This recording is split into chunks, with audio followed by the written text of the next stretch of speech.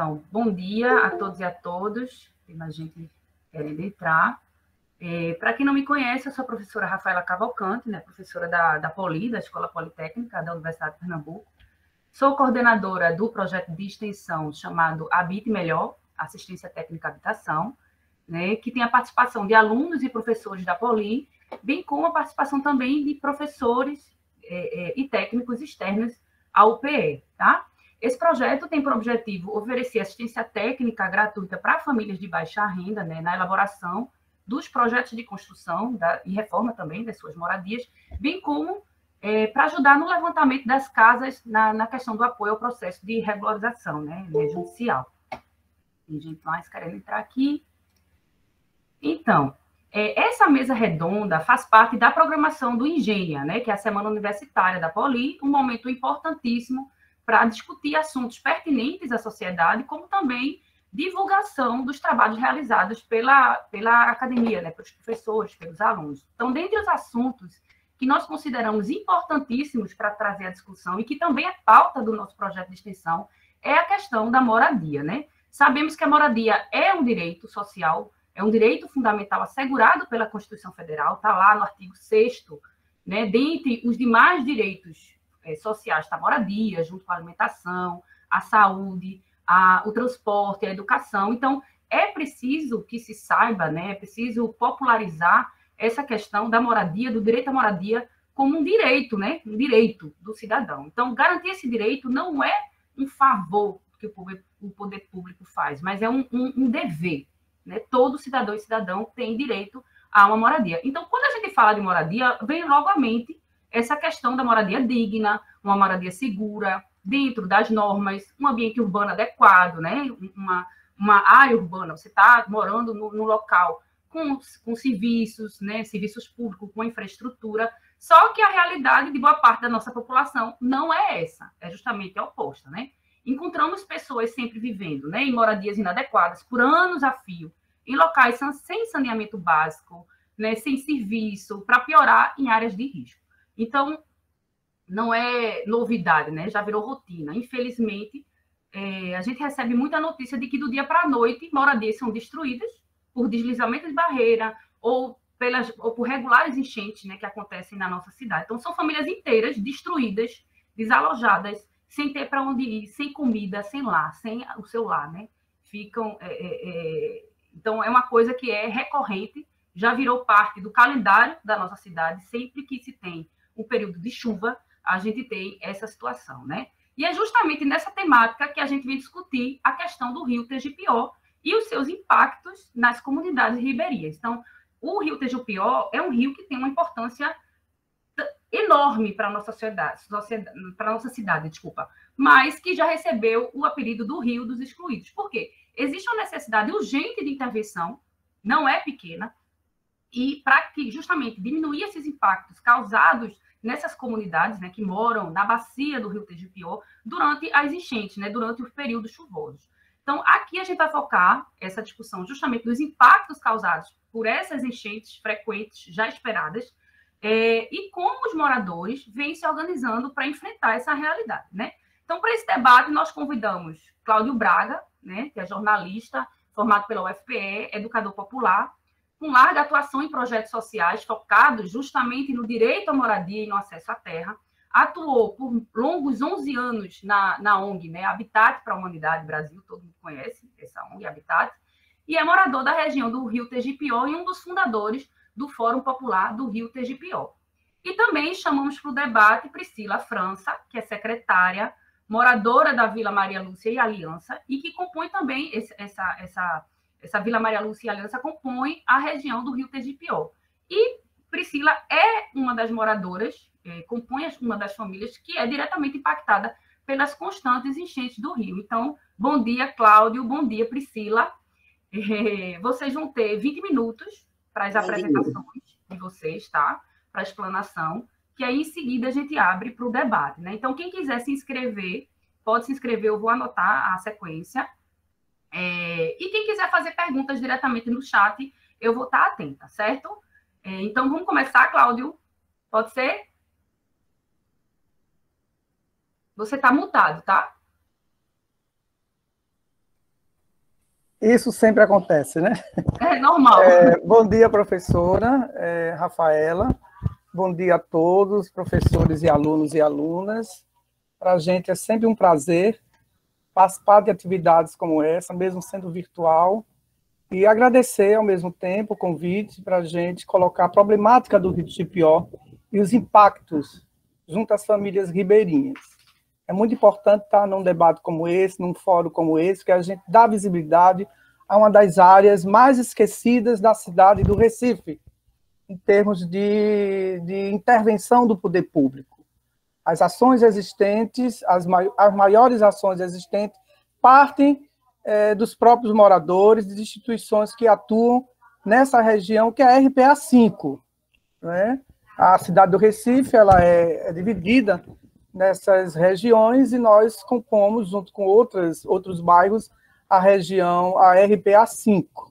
Acredito que seja a micro 5.2, 5.3.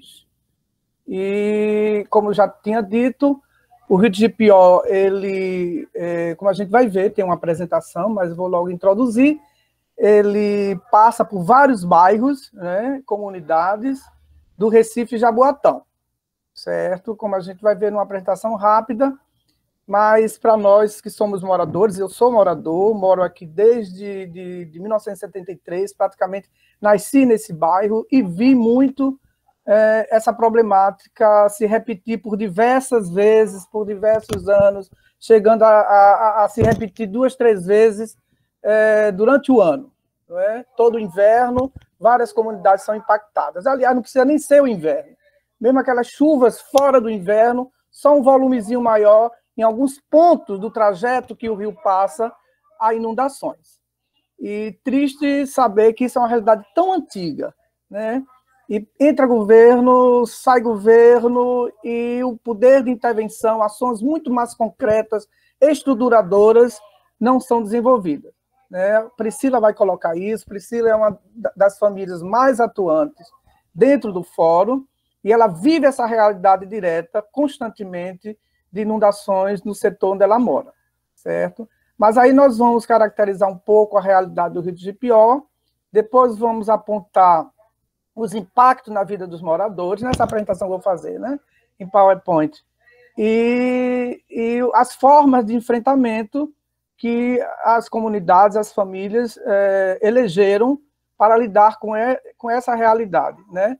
E aí Priscila vai complementar esse conteúdo dentro do entendimento dela. A senhora pode compartilhar, professora? Qualquer dúvida que vocês tiverem, pode perguntar. Estamos aqui para responder. Então, a nossa chamada para o diálogo de hoje é o Rio de Jequitinhonha, seus impactos nas comunidades e o enfrentamento. Esse é um aspecto muito mais social e político, né, de nossas falas. Para a gente interessa muito essa forma de organização da comunidade e no enfrentamento a essa realidade que estamos vivendo há anos. Pode passar, professora.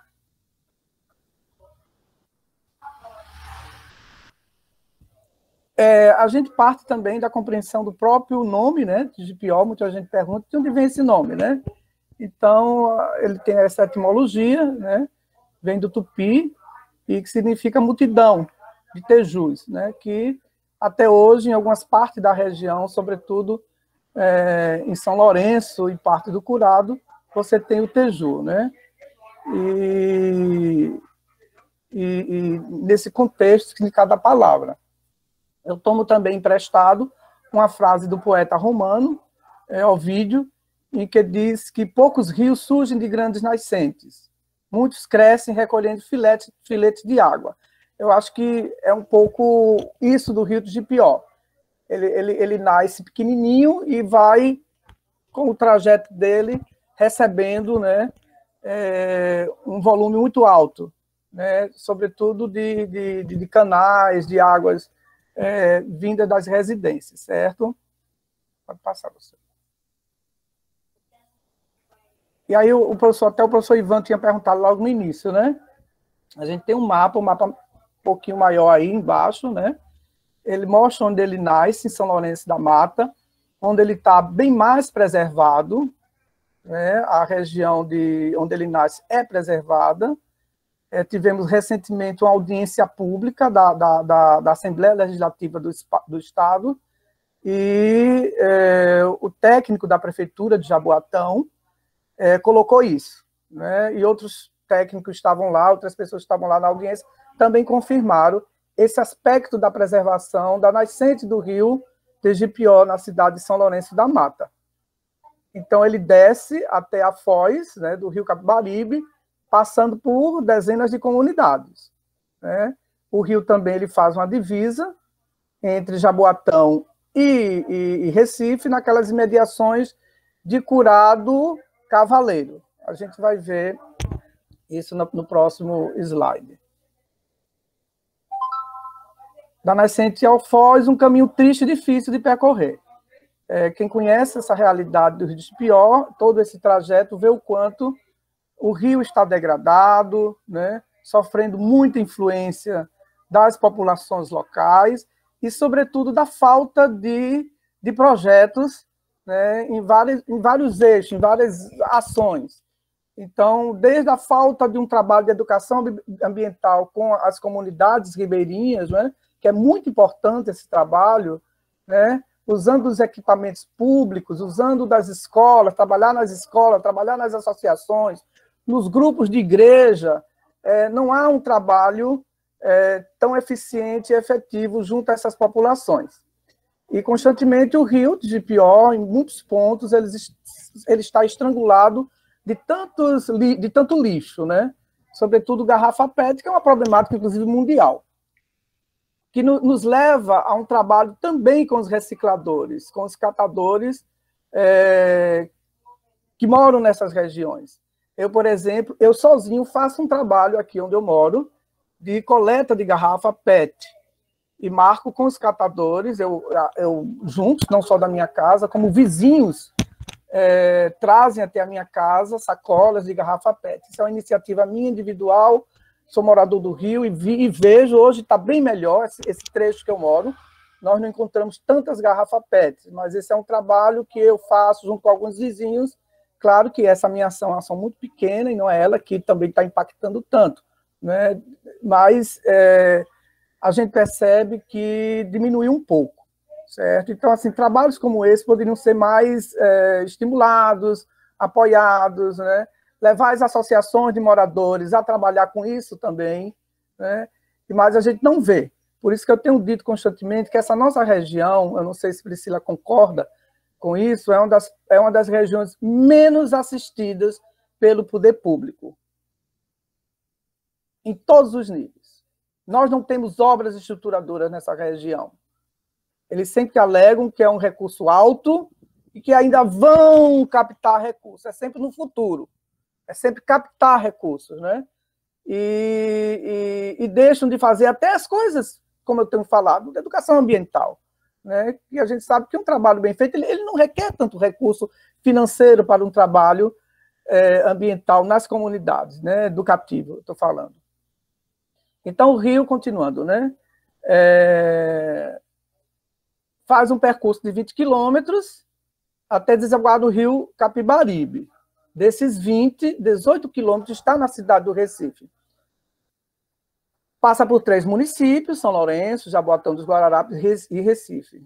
Serve como divisa, como eu já falei, entre Recife e Jaboatão, naquele trecho Cavaleiro, Coqueiral, Curado. Passa pelos bairros do Curado, Cavaleiro, Coqueiral, Totote, Jequipió, Barro, Engenho Shoa, Caçote, Bura, Imbiribeira, formando a Lagoa do Araçá, e Vila do Ipicepe, onde mora a nossa companheira aqui, Priscila. Quando a gente fala no bairro, a gente lembra que nesses bairros você tem várias comunidades, né, que estão às margens do rio Tegipió. Então, por exemplo, a Vila do Ipicepe tem as comunidades que Priscila vive, né? O bairro é bem maior, mas tem as comunidades que Priscila mora.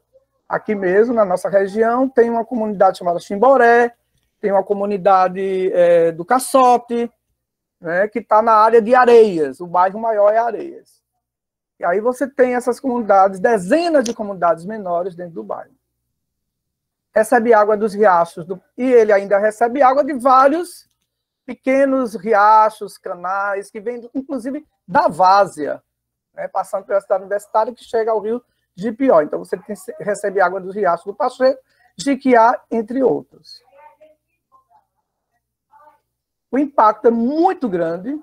Aqui a área de... Essa parte aí é Cavaleiro. Cavaleiro. Então, é aproximadamente 80 mil pessoas impactadas diariamente, né, no período de enchentes, e diariamente no processo mesmo do próprio rio. E o rio, como eu já tinha dito, é o rio que mais impacta na cidade do Recife. Constantemente está desalojando um número grande de famílias. Os equipamentos sociais existentes ao longo do trajeto, tipo centro comunitário, escolas, nesse período, suspende suas atividades de atuação para acolher essas famílias impactadas.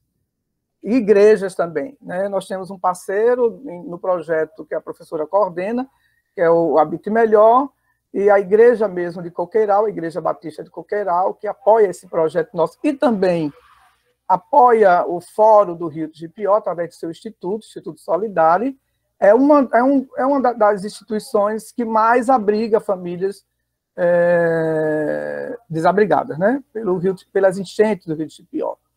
E outras instituições também, mas é algo muito triste saber que durante esses anos todos que eu moro na região, né, as ações são as ações que não mudam essa realidade.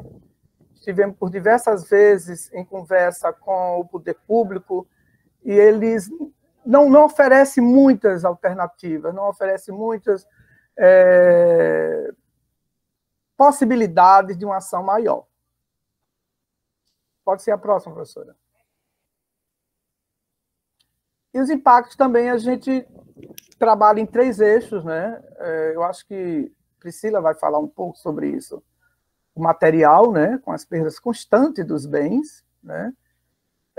Degradação do imóvel, móveis, constantemente que as famílias perdem. Teve um caso aqui recentemente de uma senhora que tinha comprado uma cama para a filha dela e em pouco tempo jogou fora, né? Porque foi justamente isso, foi esse ano, no período das chuvas, e a cama não deu tempo de suspender essa cama. Então, assim essas pessoas vivem, inclusive endividadas, porque tem que comprar tudo de novo. Então, é uma situação crítica, né? Físico, porque as pessoas adoecem constantemente, não só oriunda das águas, mas do problema do rio, né? Então, você tem até o Covid mesmo, nesse período de chuva, as pessoas vão para lugares que não têm as condições adequadas para se prevenir a presença do Covid. E lá mesmo, na comunidade onde estivemos recentemente, ali em Coqueiral, soubemos de família que perderam para a Covid familiares, justamente no período crítico, né, dessas enchentes. E o emocional, porque é muito comum, né, a depressão, o estresse e outras questões emocionais, porque você vê constantemente sua vida mudar, né, e isso provoca vários problemas, né, de ordem emocional.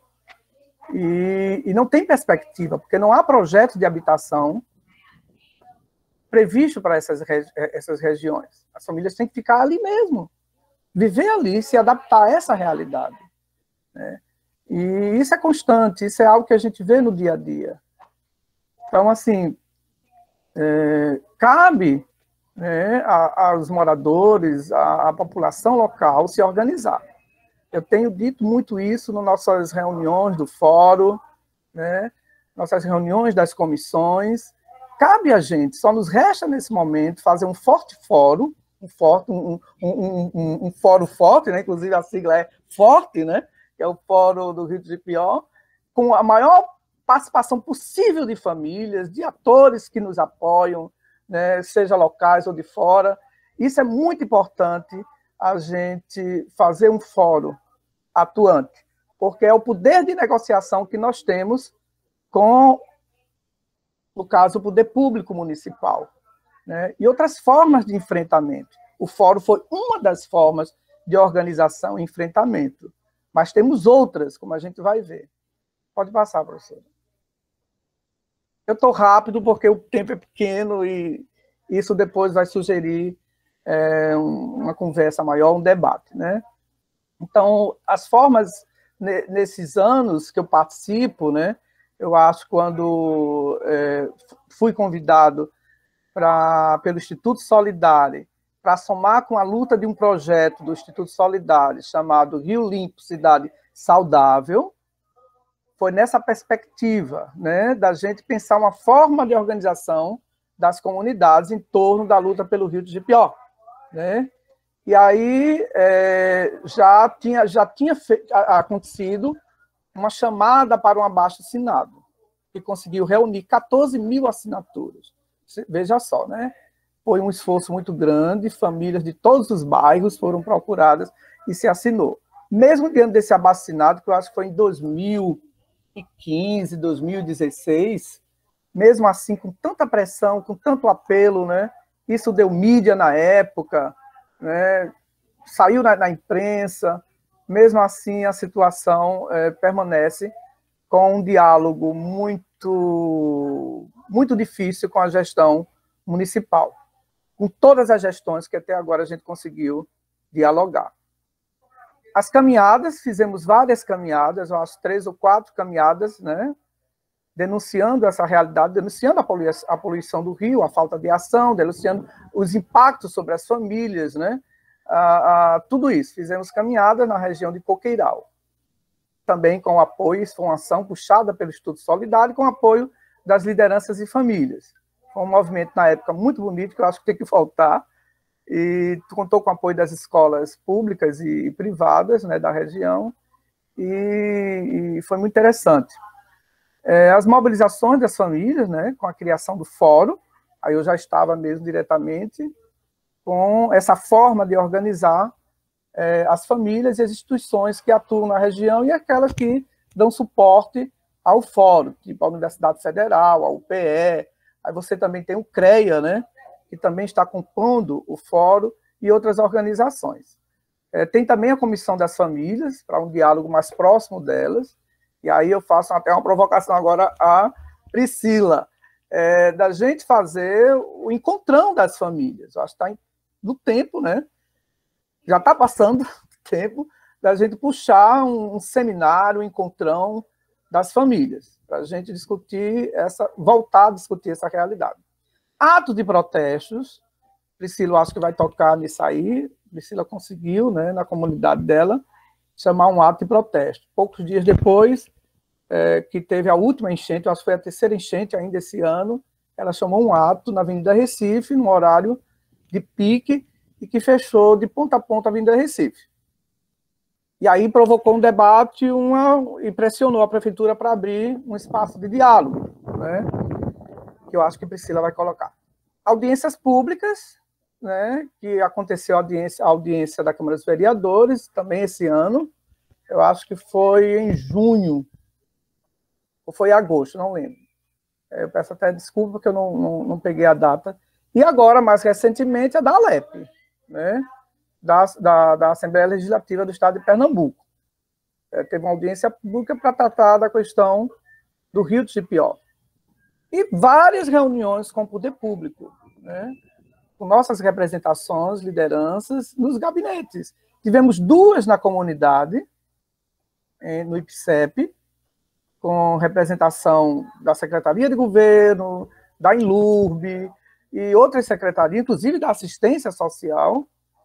E depois saiu uma comissão de representação onde tivemos na Secretaria de Governo, né, que eu acho que também teremos, na fala de Priscila, alguma coisa. Tem mais algum? Pronto, encerrou. Então, essa é a realidade. Eu não sei qual é o tempo que eu usei, professora. 20 minutos certinho, Cláudio. Então, essa é a nossa realidade. A intenção foi caracterizar o que a gente vive, né? Essa relação nossa, com o rio e, sobretudo, com o poder público. Com certeza, a nossa crítica maior é com o poder público, que é ele que tem que, junto com a comunidade, os atores locais, tentar interferir, né, nessa realidade. Mas... Desculpa, não, conclua. Não, inclusive, eu queria entender, é que justamente, né, essa questão do Rio Tegipió específico, que está sempre gente querendo entrar, específica, é uma realidade que não é um caso isolado, né? Não é um caso isolado, não é uma coisa, não, porque o que a gente ouve muito, né? Não, foi uma chuva fora da realidade, né? Fora do que naquele momento normalmente acontece. É uma chuva que superou a expectativa. E, na verdade, essa situação do rio é uma situação que já se sabe que vai acontecer, do Rio Tegipió.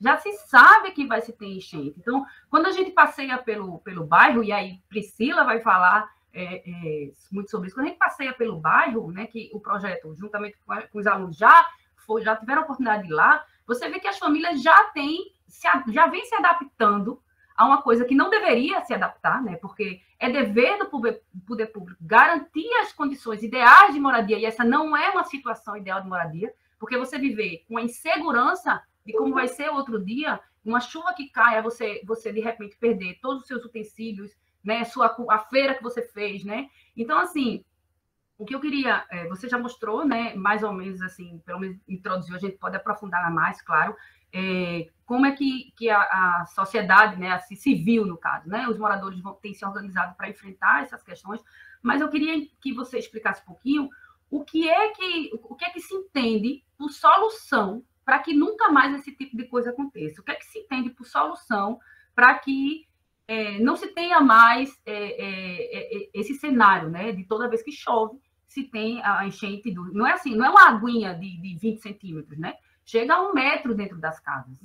Algumas casas, quanto mais próximas do rio, vão até o teto, muitas vezes, as águas. Então, assim, o que se entende por solução e quais seriam as estratégias que os moradores já pensaram para enfrentar essas situações até que se tenha uma solução definitiva, né? De que forma se pode enfrentar as próximas, né, situações, as próximas cheias, como é que se pensa nesse paliativo e como é que se pensa numa solução mais radical, né, para encerrar de vez com esse problema, se é que tem. Eu acho que a gente pode... vamos ouvir, professora, a senhora permite, vamos ouvir Priscila, que ela vai trazer essas formas também que a comunidade vem se organizando, sobretudo as famílias impactadas, né? E no final a gente abre para essas perguntas, já está aqui anotada a sua pergunta. Só lembrando que, mais uma vez, eu volto a dizer, no diálogo que nós tivemos, né, com o poder público e suas secretarias, né, voltada para essa questão, ficou muito claro, acho que Priscila vai concordar com isso, ficou muito claro que não tinha proposta, que não tinha, não estavam, sabe, não pensam nessa região. Só sabem dizer duas coisas. O que é, Priscila? Que eles sabem dizer que o projeto é caro, que vão captar recurso e que é algo de futuro. Outra coisa, atribui a responsabilidade a gente. Nas duas audiências públicas que tivemos, todos os representantes do poder transferiram para a gente, para as famílias, a culpa desse processo. Imagina. Ocupação desordenada, lixo, foi isso que ficou dito. Entendeu? Mas aí, assim, vamos ouvir Priscila, né? E depois a gente abre para perguntas, né? Joia, Priscila, com a palavra. Fique à vontade, tá? O espaço é seu, você tem 20 minutos para explanar tudo que você quiser e puder nos contar, tá bom? Joia. Bom dia a todos. Primeiro, eu gostaria de agradecer o convite. Para mim é sempre um prazer estar participando desses debates, porque é algo que realmente traz muito sofrimento, não só a mim, como a todas as comunidades. Eu sou Priscila França, moro no bairro do Ipsep, faço parte do Fórum Popular Rio Tegipió, e vou iniciar dizendo o seguinte: as famílias elas vêm sofrendo há anos. São impactos e mais impactos, e quando a gente se recupera, a gente sofre de novo. O rio Tegipió, hoje, é o que mais impactou a cidade do Recife. E hoje nós não temos nenhuma visibilidade quanto a isso. Nós não temos nenhum apoio quanto a isso. Então, a comunidade ela vem sofrendo constantemente. E quando, esse ano, a proporção, ela piorou, porque o rio, ele teve várias sequências de alagamento. Então, quando a gente se recuperava, que a água baixava, a gente sofria o impacto novamente. A comunidade do IPCEP, Claudinho pode comprovar, falo Claudinho porque a gente tem uma certa intimidade, mas Claudinho pode comprovar. Depois de que a água baixou, Claudinho fez uma visita no bairro e o cenário era de guerra. Era de guerra, era pessoas desoladas, sentadas na calçada da sua casa, que perderam tudo, tudo. A água destruiu tudo, a água levou móveis que são comprados com muito sacrifício. Eu sofri na pele, eu sofro na pele, minha família sofre na pele. Porque a minha irmã recebeu uma indenização e investiu nos móveis dos sonhos dela, da casa dela. Ela abriu um comércio na frente da casa e ela perdeu tudo. Fechou o comércio e teve que entregar a casa que alugou. Então, são impactos que causam não só a perda material, como a perda física, o psicológico dos moradores. Tanto é que, diante dessa realidade, de ver tanto sofrimento, de ver minha família sofrer, eu tive a iniciativa de fazer o protesto. Fizemos o protesto na Avenida Recife para chamar a atenção, porque esse é o período em que se esquece do alagamento, se esquece do sofrimento das famílias, o sol está aí, e a gente fica abandonado. E próximo ano vem de novo. Então, qual é a ideia? Eu, graças a Deus, eu agradeço muito a oportunidade de ter conhecido o Forte, que é um espaço coletivo, onde a gente começa a procurar soluções para ajudar essas famílias, mas também para cobrar do poder público. Como o Claudinho citou aí, nós tivemos audiências públicas no dia 16 de junho, na Câmara dos Vereadores, né, na Câmara Municipal, e dia 9 de setembro, na Alep, onde não se deu em nada. Nós tivemos uma reunião com o secretário Gustavo Monteiro, da Segov, onde ficou acordado que nós receberíamos o cronograma de ações de curto e longo prazo pela prefeitura, onde não recebemos o cronograma. Eu não posso dizer a vocês que não se houve nenhuma ação. Houve e está tendo ações aqui no bairro do IPCEP. Houve as retiradas de baronesas, que são serviços paliativos, que a gente sabe que não vai, se continuar dessa forma, não vai resolver o problema. E agora a prefeitura está fazendo uma selagem de algumas casas, que é a área ribeirinha. Eles estão fazendo essa selagem para que possa fazer a indenização desses moradores e assim trazer a dragagem. A gente sabe que é um problema que vai caminhar por muito tempo. A gente sabe que é uma luta que não vai parar. Hoje, a prefeitura está fazendo a selagem, mas a gente só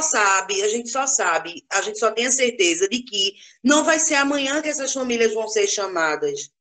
E no período de cheia, a gente não tem um apoio, a gente não tem ninguém da prefeitura circulando nas nossas comunidades para sentir de perto o drama. A gente teve o sobrevoo do prefeito da cidade do Recife, onde ele assumiu o compromisso de fazer a dragagem, mas que esse compromisso que ele assumiu foi só naquele momento do sobrevoo, porque, segundo as falas técnicas e das secretarias que estiveram nas reuniões, não existia um projeto concreto.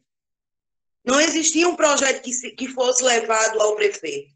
Então, hoje eles estão fazendo a selagem. Eu acredito que para a dragagem, para fazer realmente acontecer a dragagem, precisa sim fazer a selagem nas áreas, nessas casas, certo? Mas que a gente precisa ter um acompanhamento disso. Ok, vai ter a selagem. E depois da selagem?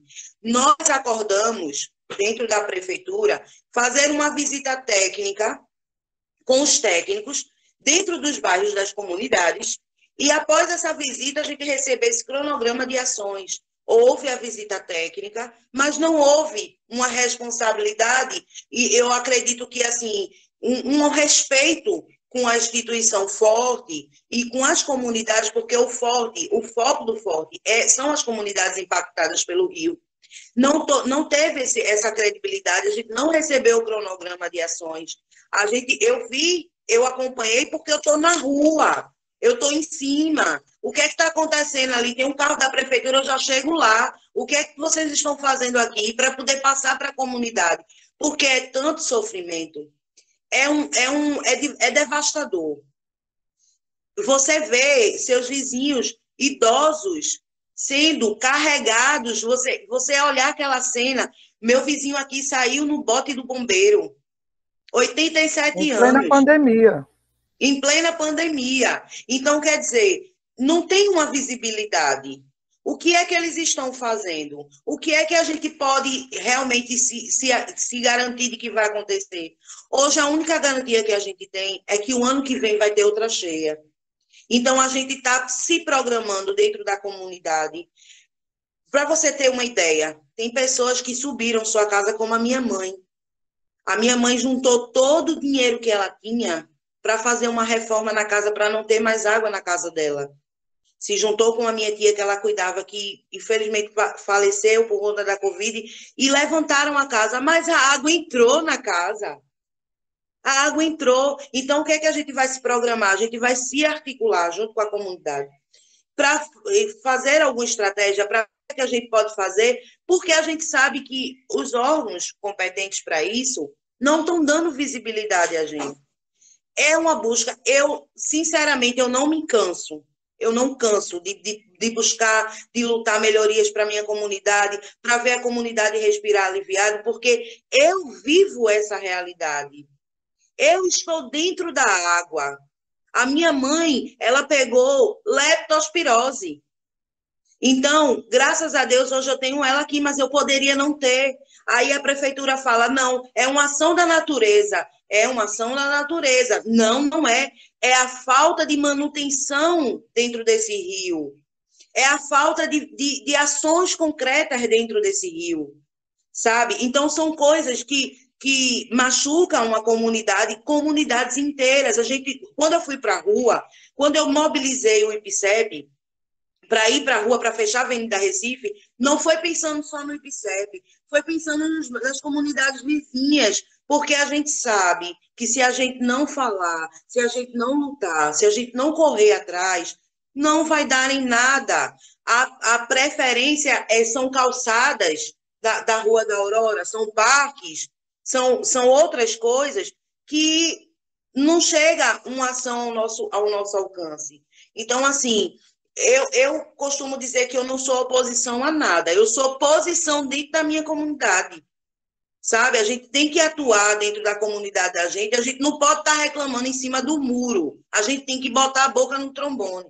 A gente tem que participar. E existem meios para isso, existem oportunidades. Eu recebi. Olha aí o Forte, me levando para outros rumos, para outros caminhos, no qual eu posso cobrar para a comunidade, eu posso levar minha comunidade para ter uma voz. A gente não aguenta mais reuniões técnicas. A gente não aguenta mais ver em slide o trajeto do rio, ver o gráfico do rio. A gente não aguenta mais, a gente quer ações. A gente precisa de ações. A gente precisa para que futuramente a gente não seja uma Veneza brasileira. Né? Então, assim, a proporção está se caminhando para isso. Sabe? Na audiência pública da Alep, um morador daqui de IPCEP, ele falou isso e eu concordei. Por quê? Porque hoje, aqui no bairro do IPCEP, quando alaga, a gente fica intransitável. Não tem para onde correr.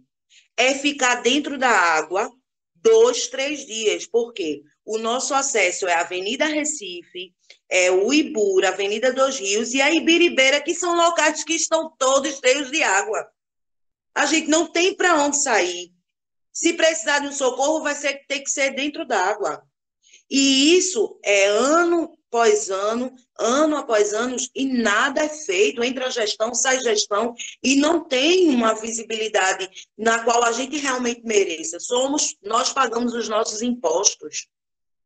Nós temos direito a ter uma ação, a gente viver uma qualidade de vida saudável, e de dezembro a janeiro, de janeiro a janeiro. Porque chegou maio, começa o desespero.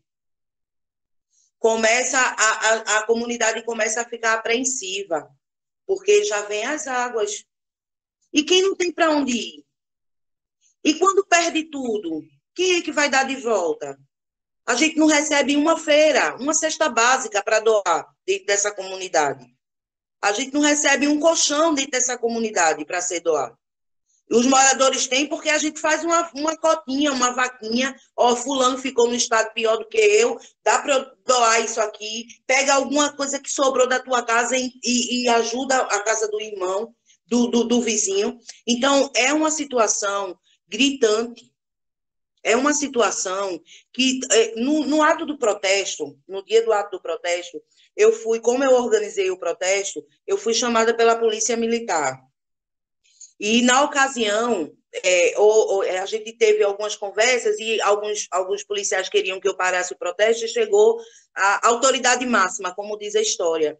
E ele me chamou e ele disse, olha, eu queria falar com você, só com você, particularmente. Até fiquei apreensiva, minha mãe ficou super preocupada, disse, não, eu vou também, eu disse, venha. Ele disse, olha, continue o seu protesto. Porque eu morei 6 anos na Vila Maria Lúcia e tive que sair por conta da cheia. E ele permitiu, continue seu protesto. O protesto só parou porque vinha, na época, o pessoal estava indo para o Hospital do Idoso com Covid e vinham as ambulâncias. Eu não acho justo a gente sacrificar uma pessoa que já está numa situação dessa. Então, eu fui e dei fim. Mas houve visibilidade. A gente não teve mídia, não, mas a gente preocupou a Prefeitura da cidade do Recife. Para você ter uma ideia, na hora que a gente estava iniciando, que foi uma participação extremamente importante de toda a comunidade, minha família toda estava lá, meu filho de 18 anos estava carregando sofá que o povo perdeu, sabe? Então, na hora do protesto, chegou o gerente da Segov, porque Claudinho faz parte da RPA 5, eu faço parte da RPA 6.1, e chegou lá João Piaba, secretário do gerente da Segov. Vamos conversar? Me ligou, eu disse, eu converso com você quando acabar o protesto. Agora a gente não conversa. 5 minutos da sua atenção, eu lhe dou 20 quando acabar o protesto. E continuamos no protesto. Porque a gente não pode se calar. A gente não pode se intimidar. Sabe? Chegou o gerente da Segov. Sim, ele precisa ver essa realidade. Eles precisam entrar aqui quando a água encher, quando a água estiver dando 1 metro na casa da gente, para ver o sofrimento da gente. Se eu pudesse compartilhar com vocês, ao menos algumas imagens, vocês iam ver o sofrimento dessa comunidade. Então, não dá mais para a gente se calar. Não dá mais para a gente esperar que a prefeitura ela vá cozinhando, vá fazendo algumas coisas poucas. Não, a gente realmente... Claudinho me cobrou um encontrão das famílias. O Forte ele já vem articulando isso. Agora, em outubro, acredito que é dia 20, se eu não me engano, a gente vai dar partida a esses encontros para que a gente possa montar algumas estruturas, criar estruturas dentro das comunidades para trazer esses órgãos à realidade nossa. Porque se a gente parar, pessoal, se a gente se calar, nós vamos continuar sofrendo, até que, ou Deus o livre, a gente morra dentro da água, ou não sabe lá o quê, porque não tem uma ação concreta. Não tem como é que um secretário fala dentro de uma comunidade que foi impactada, que sofreu, que perdeu seus bens, que não há um projeto. Que não há um projeto. Isso é doloroso. Isso é uma zombação com aquele morador, comigo, com Cláudio, com os moradores do IPCEP e de bairros vizinhos. Então, a gente tem que realmente buscar. Esses espaços, eles só crescem, eles só dão forças a gente, sabe? Essa mesa redonda hoje, quando eu fui convidada, quando o Claudinho me acionou, eu fiquei extremamente feliz, porque outras pessoas vão hoje estar sabendo do drama que a gente passa, vão olhar com carinho sobre o nosso problema e vão querer nos ajudar. Se um, dois estende a mão, comigo, com o Cláudio, com você, com o Forte, já gera uma multiplicação de pessoas. Então, já começa a abrir mais novos horizontes, a buscar mais, entende? Então, é um sofrimento, realmente, um sofrimento enorme, mas a gente não pode se calar, a gente realmente tem que buscar soluções dentro desse drama que a gente vive. Hoje o nosso anseio é a dragagem do Rio Tegipió. Hoje a gente busca por uma dragagem já, sabe? Uma dragagem para ontem. Aí a falta de recursos. Por que falta recursos? Porque não tem uma visibilidade dentro desse problema. Vai ter o Carnaval 2022. O Carnaval, ele requer recursos. Então, se busca recursos para fazer uma festa grande, por que não busca recursos para tirar essas famílias do sofrimento? Para onde vão colocar? Qual o valor que vão dar de indenização a essas pessoas que têm? Ninguém mora na beira da maré porque quer, não. Mora na beira da maré, mora praticamente dentro do rio porque não tem condições de ter um outro lugar. Eu não vou ter minha casa. Minha família mora na beira da maré. Eu moro no IPCEP há 36 anos. A minha família mora na beira da maré. Mas a gente não tinha outra opção. Ninguém mora porque quer, sabe? Não tem um projeto de educação ambiental mais forte dentro das comunidades. Porque a gente sabe que realmente a comunidade, muitas pessoas de baixa vulnerabilidade, elas têm essa questão de não ter a educação ambiental. Mas isso não é um problema deles, não. Isso é um problema da prefeitura da cidade do Recife, que tem que dar essa educação, que tem que fazer, como o Claudinho falou, coloca pontos de coleta de reciclagem dentro da comunidade. A gente aqui na comunidade Maria Lúcia, a gente não tem isso. A gente não tem. Eu faço como o Claudinho. Junto da Enlurb, né? Colado com a Enlurb. E colado com a Enlurb. E a gente junta os vizinhos, e quando passa aqueles carroceirozinhos, a gente chama, tem uma grande quantidade aqui, leva. Então, quer dizer, tem que ter uma visibilidade maior, tem que dar credibilidade ao nosso sofrimento, porque não é brincadeira, são pessoas que perdem tudo, que perdem carro, que perdem... a gente tem uma senhora aqui que ela tem um filho deficiente. E esse filho deficiente dela, ele caiu da cama com a casa totalmente alagada. No momento que ele caiu da cama, ela estava tentando subir os móveis dela. A sorte dela foi o cachorro, que começou a latir, e ela, vendo o desespero do cachorro, viu o menino estava se afogando, deficiente. Não tinha como... Então, é triste a realidade. É sofrimento, gente. Então, a gente não pode parar, sabe? Esses movimentos não podem parar. Essas reuniões virtuais não é uma reunião virtual, é engrandecedora. Dá uma credibilidade, dá uma visão maior, dá uma força, dá uma energia para a gente continuar lutando. E a gente falando, expondo nossos problemas, porque dói. A gente sofre com isso. E a gente sofre mais ainda por viver o descaso, sabe? Por não ter uma solução para realmente ajudar. Ora, 2 audiências públicas em menos de 1 ano e nada ser resolvido. A gente não receber uma resposta. Eu cobro todos os dias. Todos os dias eu estou ali, ó, batendo na tecla. E aí, cadê os requerimentos de vocês? Cadê as comissões que iam ser formadas? Por que a gente não foi acionado? Por que a gente não recebeu mais nenhuma mensagem? Então, eu estou ali naquela busca porque eles acham que o verão chegou, acabou os problemas, mas não acabou. Hoje eu recebi no grupo que eu formei aqui no IPSEP fotos de ruas que não está chovendo não, mas estão alagadas porque a maré está alta. Porque não tem uma intervenção nesses serviços. Fora isso, a gente sofre com um problema muito, muito grande também, que são os aterramentos irregulares.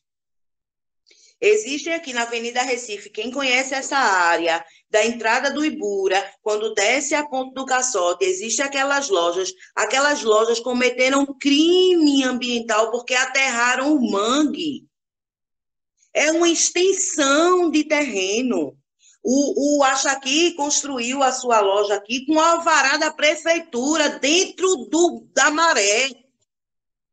Dentro da maré. Tem uma obra aqui na Rua Hélio Brandão, aqui perto da minha casa, que está aterrando o rio Tegipió. São caçambas e mascaçambas, são metralhas e mais metralhas invadindo o mangue. O que é que a prefeitura pode fazer para intervir? Nada, porque já teve duas averiguações com o carro da prefeitura, com o Secretaria de Meio Ambiente, com tudo, e não deu em nada, continua os aterros. Então, não tem uma fiscalização para proibir isso, para embargar essas obras. O comércio, ele vai criando uma extensão para trás, e quando você passa, você nem imagina o tamanho que é esses terrenos. Agora, recentemente, uma loja que vendia retalho aqui na Avenida Recife vendeu a loja, se não me engano, vão abrir uma igreja. Gente, o homem construiu um sítio no quintal. Um sítio. Então, quer dizer, são vários aterramentos irregulares que acontecem aos olhos da Prefeitura da cidade do Recife, do governo do estado, e nada é feito para banir para embargar essas obras, para fechar essas lojas, porque é tudo maré. É tudo maré, é tudo água que vem do rio, é tudo maré. Existe o mangue está sendo aterrado, gente, isso é crime ambiental, e nada é feito. E a solução, e os problemas só aumentam. Então, isso é o que eu queria passar para vocês. Esse é um problema que a gente sabe que vai se estender, que vai durar muito tempo, que vai ser uma luta. Eu não estou cansada, sabe, de lutar. Eu não estou cansada, ainda não consegui, minhas pernas ainda não doeram. Enquanto eu puder, eu vou estar na luta, eu vou estar brigando. E se preciso for, fecha de novo a avenida, fecha na frente da prefeitura, a gente bate panela, a gente bate latinha, mas uma resposta a gente vai querer. Tá? Obrigada pela oportunidade, espero que eu tenha contribuído. Nossa, Priscila, eu que agradeço demais a sua fala, foi como o professor Hermes citou aí, foi um relato emocionante mesmo, motivador também. É muito importante que a gente sempre abra, né, a oportunidade para que vocês falem, né, para que a população realmente mostre a realidade que a gente vive, né, que muitas pessoas vivem. Porque é muito fácil a gente chegar lá, um agente público, chegar lá e falar, não, a gente vai fazer, a gente vai estudar. Mas o que está sendo feito efetivamente? Já se sabe que existe essa agenda, digamos assim, né, que vai ocorrer a enchente no momento de chuva, e inclusive, que eu nem sabia, também quando a maré enche, também existem pontos de alagamento. Então, assim, o problema do rio Tegipió, como você bem falou, é o grande impacto que ele causa na vida das pessoas, né, no dia a dia das pessoas. Então, o poder público virar as costas é extremamente grave. Porque, inclusive, existe uma lei chamada, uma lei de 2012, 12.608, 2012, que institui a Política Nacional de Proteção à Defesa Civil. Tá? Então, é lei No artigo 2º, coloca que é dever da União dos Estados e dos municípios adotar todas as medidas necessárias à redução dos riscos de desastre, tá? E mesmo quando ocorre uma incerteza, digamos, o poder público diz que não sabe que a coisa vai acontecer, quando existe, mesmo quando tem incerteza quanto ao risco do desastre, isso não é desculpa, não constituirá óbice, o termo utilizado, para a adoção de medidas preventivas e mitigadoras da situação de risco. E ainda coloca no artigo 4º, que é, como primeira diretriz dessa Política Nacional de Proteção e Defesa Civil, a atuação articulada da União, Estados e municípios para a redução de desastre e apoio às comunidades atingidas. Então, que você coloca a sua fala, a gente percebe muito que existe uma solidariedade, né, nas comunidades. Né? As pessoas se ajudam, mas em momento algum a gente percebe que, não, veio um caminhão da prefeitura oferecer cesta básica, ou oferecer indenizações, ou locais de abrigo, você vê, né? A sociedade civil se organiza, oferece os abrigos, né? Mas, e aí? E para frente? E para que essas famílias se restabeleçam, né? Se reestruturem? Porque a gente imagina, eu fico pensando sempre, né? As pessoas mais vulneráveis, a gente que tem saúde, né? Que a gente consegue subir, descer, né? Subir numa coisa e tal. Mas imagine, bebês, grávidas, idosos, portadores de alguma deficiência, né, que tem alguma dificuldade de locomoção. Imagina a situação.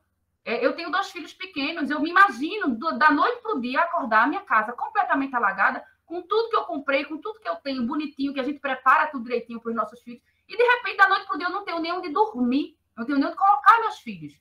Imagina a situação. Então, é preciso que a gente realmente sensibilize a comunidade como um todo. Todas as pessoas, nós somos uma coisa só. Então, nós temos o poder de mobilizar, sim, o poder público, para que ele tome as providências, que é dever, não é favor, não é um pacto para que daqui a 4 anos eu me eleja novamente, não é isso. É preciso realmente uma responsabilização do poder público, uma organização popular muito forte e todo o apoio da sociedade civil para que, efetivamente, a gente consiga ter uma solução para esse caso específico do Rio, tá?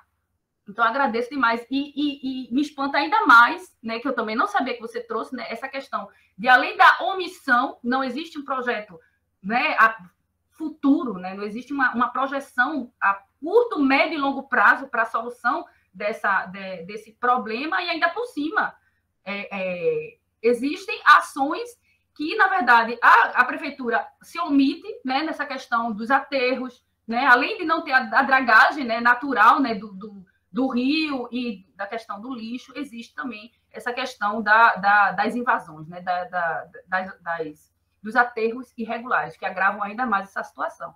Então, Priscila, pode contar conosco da universidade, pode contar com o projeto Habite Melhor, para dar ainda mais voz, ainda mais visibilidade para o problema de vocês, para a reivindicação de vocês. Nós estamos aqui dispostos a ajudar, certo? Eu me coloco, né, e em nome de toda a equipe também, tá? Então, eu queria abrir a palavra. Cláudio, se quiser falar novamente, Priscila, se quiser fazer também mais considerações, e abrir também para o público, se alguém quiser se manifestar, pode abrir o microfone. Respondendo a sua pergunta inicial, pelo que eu entendi, a demanda maior, a demanda eleita e priorizada e hierarquizada pelas famílias, porque são várias demandas, é uma pauta extensa, que é a pauta também do fórum, que o fórum é o resultado da atuação das famílias, de suas reivindicações e participação.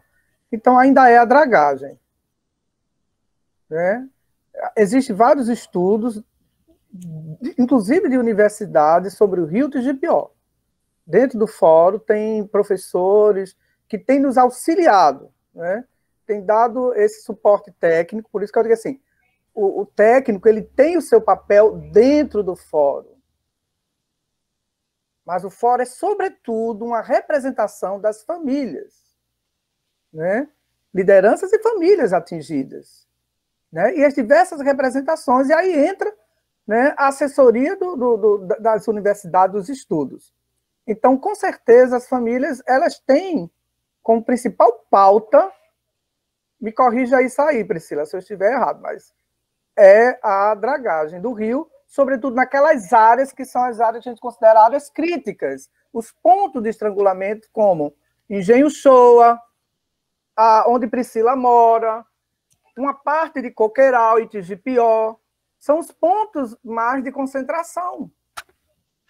Correto, Claudinha. Então, assim, mas tem outras, tem muito mais pontos de reivindicação que as famílias, um deles também, só para citar, é a questão da educação ambiental, o auxílio moradia para famílias que precisam sair da região, né, que não tem mais para onde ir, a situação é muito mais crítica, casa condenada pela Defesa Civil. Só lembrando que no período crítico das famílias dentro d'água,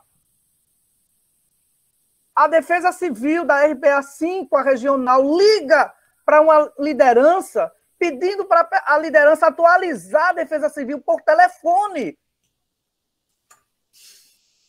Por telefone. Como é que está aí? Tem família de... Gente, estou entendendo. A própria ação de resgate de família foi feita a partir de um curso que o Instituto Solidário, em convênio com uma instituição, fez, de como resgatar famílias em situações emergenciais, nesse caso do Rio Tigipió. Eu acho que tem uma foto aí na minha apresentação. Tem. Era isso que eu ia perguntar, né? Como se dava... equipamentos. Isso que eu queria perguntar, como é que se dava essa questão do resgate das famílias, né? Com resgate compartilhado, sociedade civil capacitada, com inclusive os equipamentos, os botes foram comprados. Certo? Botes comprados, equipamentos comprados por um projeto do Instituto Solidário. Entendeu? Então, assim, é negação, de fato, do papel do Estado. É violação em cima de violação. Não é só o direito à moradia. Tem vários. A assistência social, quando chamamos ela para audiência, era para discutir o papel da assistência nesse processo. Famílias adoecendo emocionalmente. Famílias impactadas por essa situação merecem um atendimento específico. Merece um atendimento específico. Quem tem que fazer isso é a assistência social. Acompanhamento dessas famílias impactadas. Crianças. É difícil. Realmente é complicado. A situação é crítica e a gente não pode deixar de colocar aqui, de dar espaço para a fala. Aí. Continue, Cláudio. Mas a gente que vive diretamente com vizinhos, famílias, você ouvir uma pessoa dizer: eu gostaria de dormir no inverno, como eu durmo no verão? Criança que não pode escutar a zoada da chuva. E se agarrar logo com a mãe? Com medo? Gente. Isso. Esse é relato que a gente escuta diariamente. Sabe? Famílias que não sabem para onde ir. Então, assim, é denúncia mesmo, gente. É denúncia mesmo. Não tem outro caminho.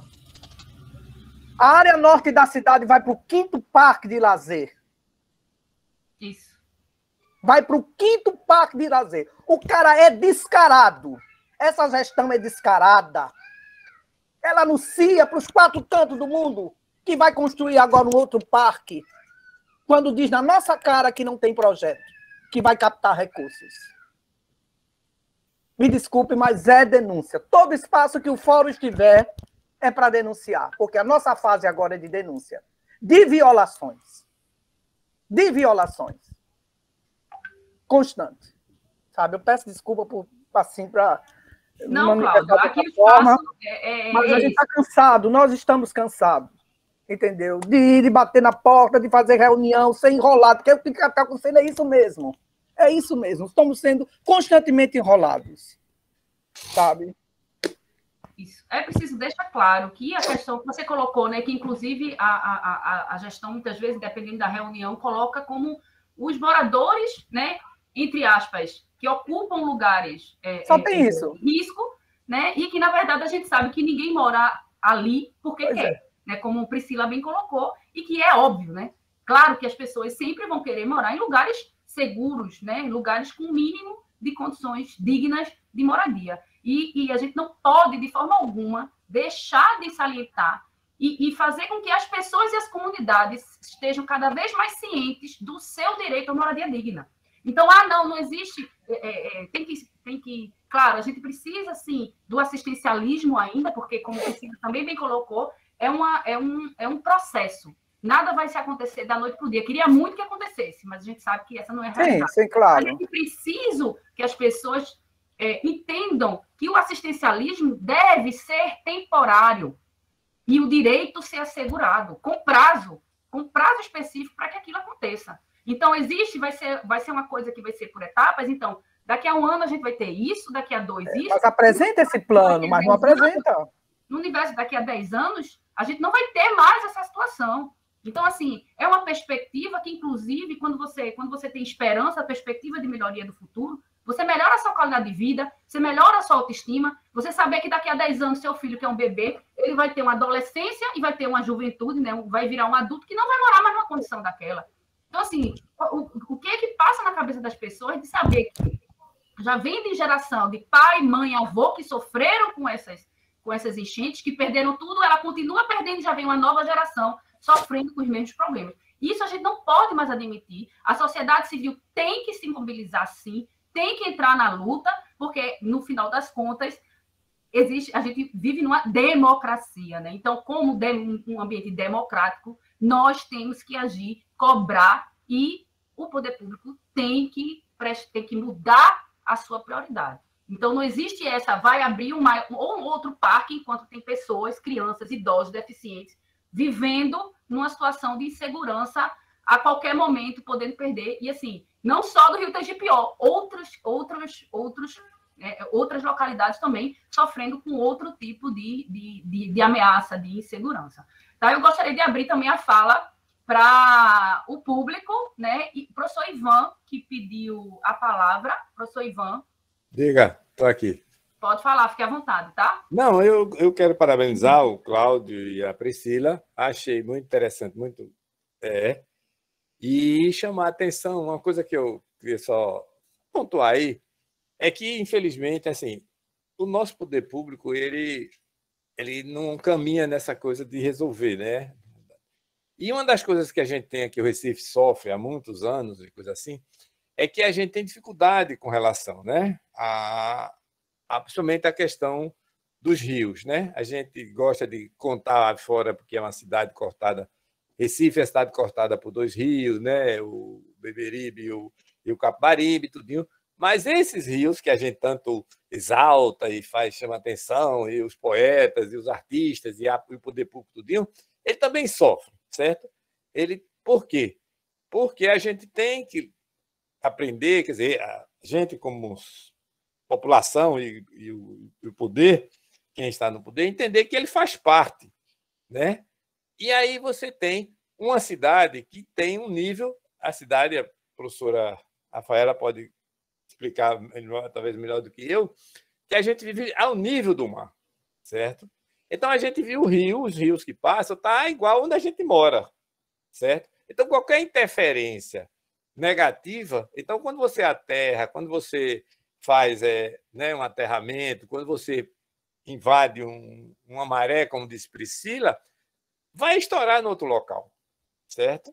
E vai, logicamente, que vai estourar. Então, a gente tem essa dificuldade. E como a gente não tem, dentro do poder público, a gente não tem essa preocupação, né? Quer dizer, essa água não chegou na porta, né, dos que estão lá em cima, né? Então, fica esse jogo de empurra, né? Uma outra coisa que pelo que eu entendi, o Cláudio pode até explicar melhor, é que como o rio tem muitas partes, quer dizer, muitas áreas, ele não é só do Ipicep, ele não é só do Coqueiral, ele não é só do Curado, né? Então, é um rio que tem muitas comunidades, tá certo? E aí, às vezes, fica esse me deu a entender esse jogo de empurra, porque assim, eu não vou fazer só do Ipicep, eu não vou fazer só do Curado, eu não vou fazer só do Coqueiral, certo? E eu acompanhei realmente o trabalho lá do pessoal Solidária, né, junto com a Igreja La Batista de Coqueiral. Quer dizer, conheci depois, mas acompanhei e conheci, né, e vi que realmente foi um trabalho muito grande. E, como disse o Cláudio, realmente teve aquele movimento e não teve, né, não caminhou, né, me dá a entender, assim, caminha, mas assim, é essa coisa.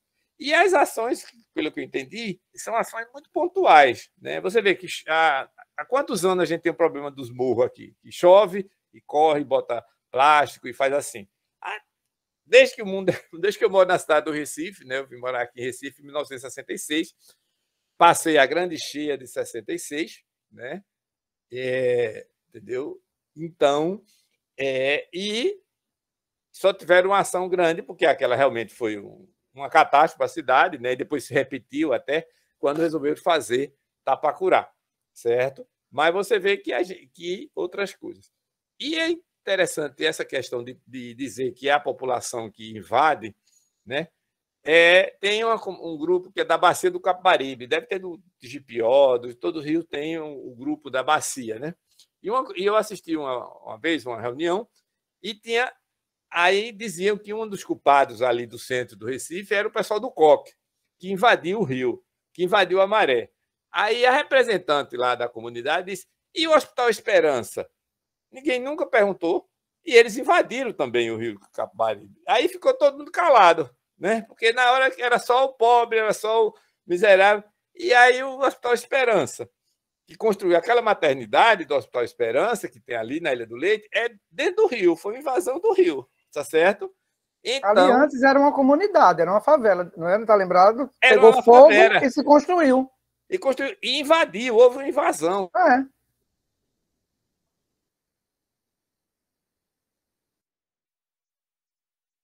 Congelou a imagem dele?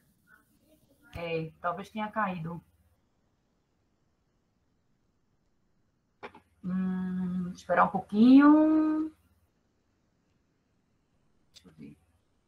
Bom, enquanto o professor Ivan não vem, vamos dar prosseguimento, né? A pessoa que quer... A segunda inscrita é Rosali Nascimento.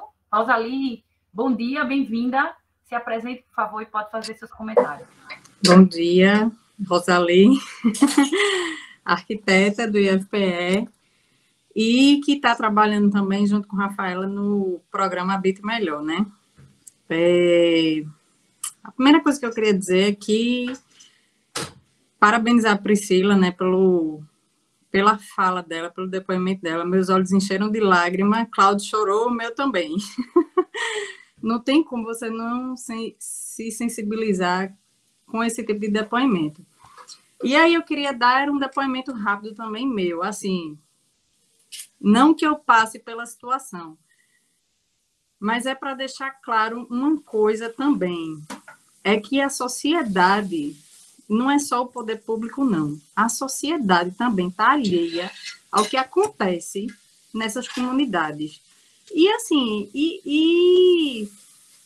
eu não sei, acredito que se a sociedade soubesse, poderia fazer uma diferença na força de buscar essa pressão em cima do poder público. Por quê?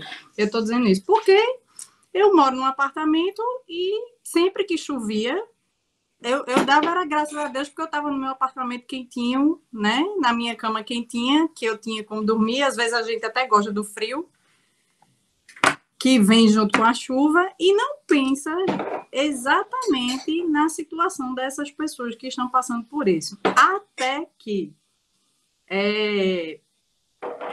por causa de alguns amigos que eu tenho, um deles, que é Tony, que trabalha no Instituto Solidário e que é uma das pessoas que resgatam a população, né, quando tem a questão das cheias nas chuvas.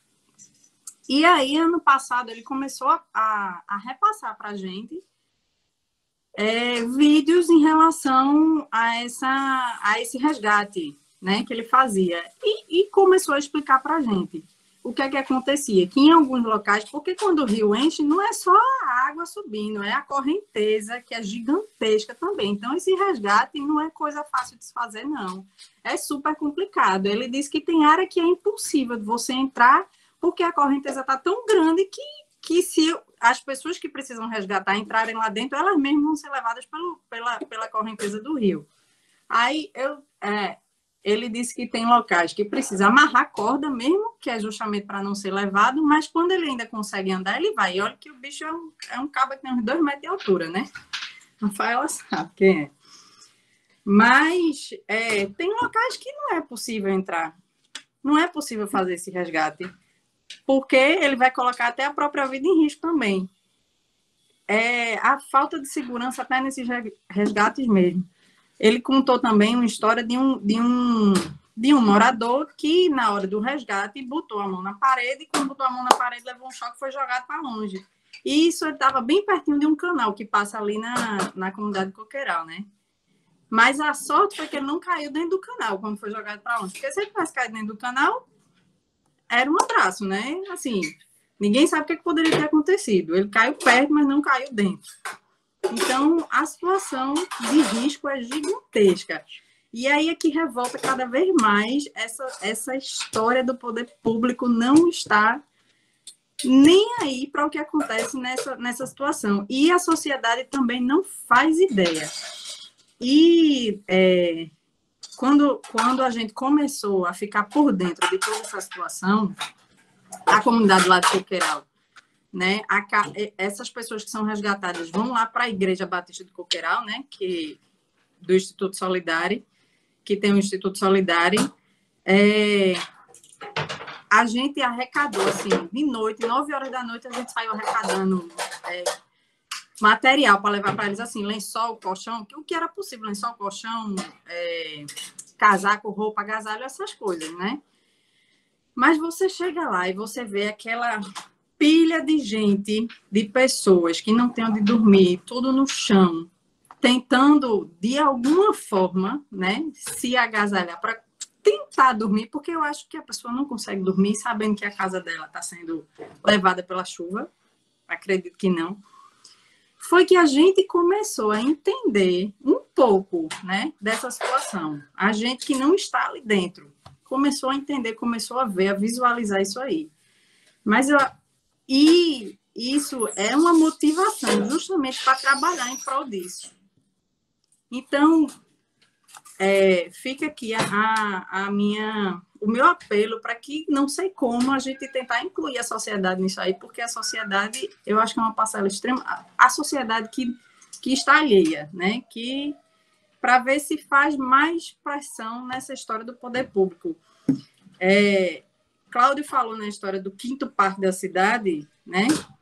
Que eu não sei se você está se referindo àquele parque que é o parque que fica no Rio também, né? Não sei se é Marineira, que foi anunciado agora recentemente. Foi o das Graças, que foi anunciado há um tempo atrás. Porque tem aquele agora que fica Marineira. no Rio, ali na Beira-Rio, né? Também. Que Santana. Eu ia dizer, Priscila falou sobre o aterramento irregular, né, que o comércio faz e a prefeitura não faz absolutamente nada.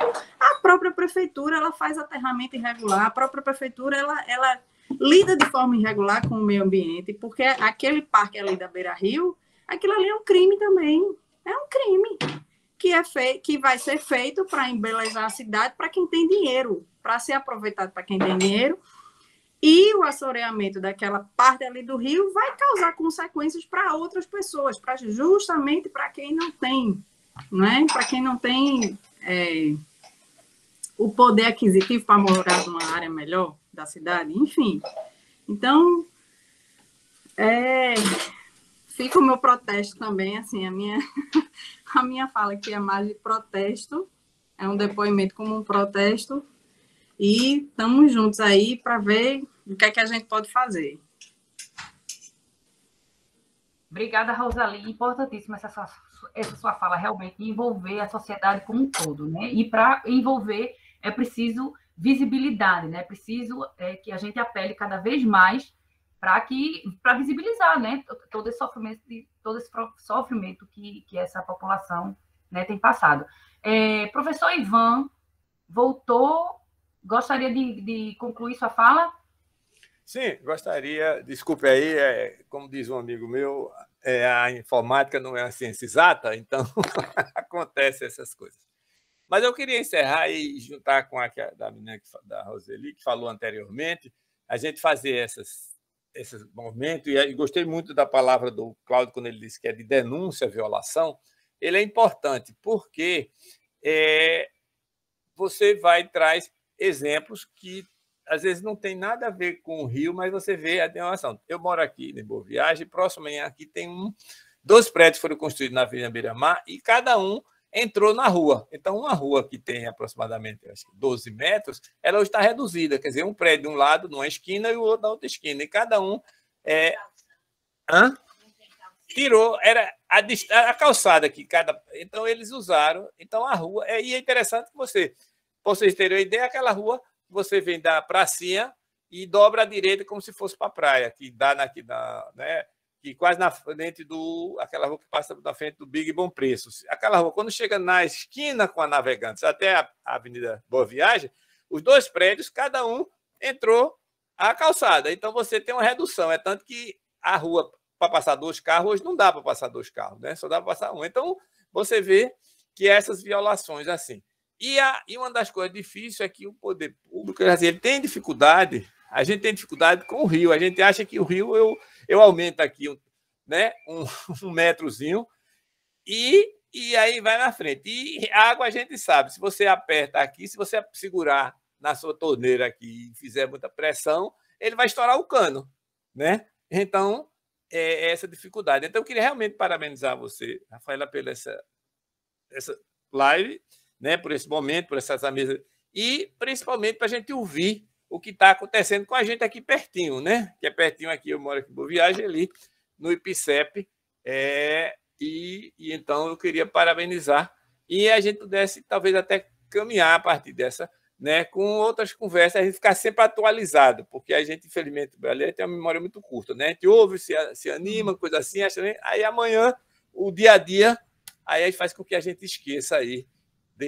dessas situações. É só quando estoura a chuva, como disse Priscila, principalmente, quando chega a chuva que a gente vê na TV, ou então vejo lá, como eu disse, minha sogra mora lá próximo, aí a gente ouve lá, eita, a água está cheia d'água e coisa assim, tá certo? Então, era só isso que eu queria encerrar e obrigado pela atenção. Eu que agradeço, professor Ivan, ótima sua fala e muito boa sugestão de a gente estar sempre com uma frequência, né, razoável, a gente está sempre discutindo e vendo como é que evoluiu essa questão das negociações. Professor Hermes, está aí? Gostaria de colocar? Oi, pessoal, vocês estão me vendo? Sim. Bom dia. Primeiro, eu queria parabenizar, né, a mesa redonda. Está presente, professor. Pessoal, sou Hermes Costa, sou professor da Universidade de Pernambuco, sou engenheiro mecatrônico, tenho mestrado na área também, doutorando, ensino na Universidade de Pernambuco no curso de Engenharia Mecânica há 8 anos, desde 2013, é isso aí. Mas sou professor desde 2007, então a gente já está na área de ensino há um bom tempo, e também atuo como engenheiro, né, na Compesa, e nesse momento estou como chefe de gabinete do Conselho Regional de Engenharia e Agronomia de Pernambuco. Bem, e faço parte, né, integrante do projeto de extensão, né, Habite Melhor.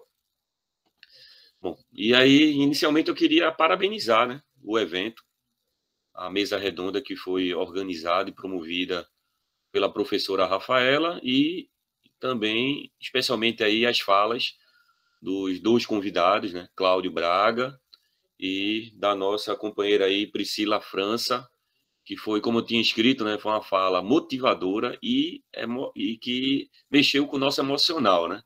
Acho que nós que acompanhamos aí do início ao fim a fala dela, movimentou bastante o nosso íntimo aqui e a gente ficou com um sentimento muito forte e da necessidade de a gente estar se organizando cada vez mais para poder fazer e continuar nesse debate, né? E aí, gente, eu queria separar o meu momento aqui de fala em duas partes. O primeiro, especificamente sobre a questão da dragagem do rio Tegipió, né? A dragagem, e aí eu fiz um exercício aqui, digitei o termo dragagem do rio Tegipió no Google, para entender, né, o que é que tem de registro e quando é que se fala desse debate. E assim, tem movimentos organizados fazendo esse enfrentamento da necessidade de se fazer a dragagem do que tem registro no Google desde 2000. Então, 2000, 2005, 2010, 2015. Né? Em 2015 teve um grande ato que aconteceu ali no Rio, na Avenida Recife, movimento grande dos moradores, e todos eles com o mesmo objetivo, né? É fazer a fala da defesa, da necessidade de fazer a dragagem. Há pouco tempo, aqui no CREA, nós iniciamos também um debate, convidamos alguns professores, e nesse debate também foi feito esse resgate histórico e que há necessidade de se fazer a dragagem há muito tempo. E aí vem a pergunta, por que não é feito? Né? É algo que a gente sabe que vai impactar na vida das pessoas, que vai impactar na vida dos moradores no entorno do rio, e não acontece. E aí, toda vez que vem um grande momento de chuva, vem os alagamentos, as inundações, e muitas pessoas perdem suas moradias, perdem as suas conquistas de vida, né? Que estão dentro das suas casas. E nada se é feito, e se volta o ciclo de novo, né? De movimentação, de mobilização para que se lutar. Eu vou resgatar aqui uma fala de Abril, vou até abrir aqui a matéria, né? No qual o nosso prefeito, João Campos, né, ele falou especificamente sobre o UTGPO. Inclusive, vale a pena salientar que nós já tivemos 3 espaços, né, o CREA, o Conselho Regional, com o prefeito, e nos 3 espaços citamos a necessidade de fazer a dragagem do rio TGPO. Então, é algo que é uma pauta constante e permanente da atual gestão aqui do CREA. E nessa fala, né, que ele fez à imprensa, ele diz o seguinte, né? O rio TGPO pega em Biribeira, Caçote, Areias, Avenida Recife e Mascarenhas de Moraes. Esses locais são influenciados por esse sistema de drenagem. Tem projeto para a dragagem dele que custa 100 milhões de reais. E a única forma de fazer a mitigação efetiva seria essa dragagem. Ou seja, declara, né, na fala dele, ele compreende que o rio TGPO atinge diversos bairros da cidade do Recife. Então, se a gente for analisar aí em quantidade, em número de famílias atingidas, eu posso ter a certeza aqui, pela fala do prefeito, que são mais de 100 famílias, 200, 300 famílias atingidas pelo rio TGPO. E aí ele complementa, né? É um projeto robusto, óbvio, né? A dragagem de um rio é um projeto de engenharia complexo, né? A ação é muito cara, e aí ele fala do ponto de vista financeiro, que queremos uma linha de financiamento da prefeitura, ou seja, ele não coloca uma condição sine qua non para se estar fazendo esse debate, mas sim de ver uma oportunidade de se ter um recurso financeiro vindo por uma linha de financiamento para fazer esse investimento. E aí ele faz uma comparação que, no meu ponto de vista, foi muito infeliz. Né? Ele fala, olha, é necessário 100 milhões de reais. E com 100 milhões nós fazemos 50 escolas. Eu acho que Cláudio deve lembrar, né, Cláudio, desse momento. A gente, inclusive, fez um enfrentamento grande. Isso no chat. Foi, a gente fez um enfrentamento d'água as escolas. Exatamente, fez um enfrentamento grande, porque ele fez uma comparação que foi muito ruim, né? E aí eu entro no meu segundo momento, né? A partir dessa fala do prefeito. A Constituição Federal, no artigo 6º, garante o direito à moradia. Do mesmo jeito que garante direito à educação, do mesmo jeito que garante direito ao saneamento. Enfim,